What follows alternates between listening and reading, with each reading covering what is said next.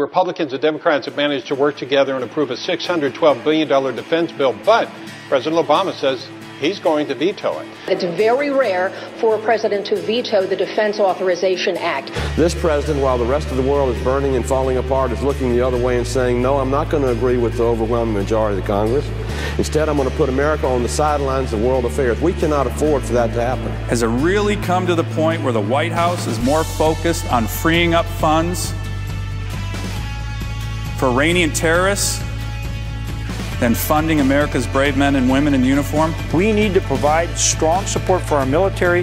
This bill does it. I've been in the Senate and the House for a long time. I have never seen an act of blatant partisanship with disregard for the men and women who are serving in the military than this, what the president is doing as we speak.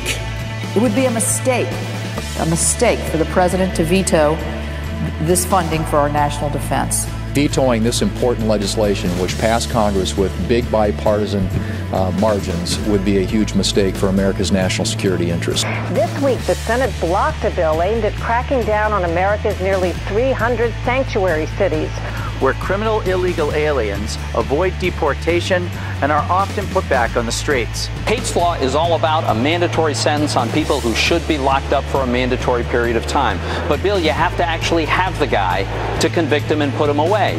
Sanctuary cities prevent you from grabbing the guy. Well, this is nothing more than cities not obeying federal law. And that's all this bill does, is require cities to uphold the federal law. Those who defend so-called sanctuary cities callously disregard how their extreme policies hurt others.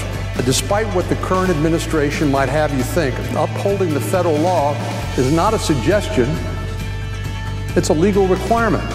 I refuse to simply stand by and reward jurisdictions around the country with federal funding, with taxpayer funds, when they're in clear violation of the law.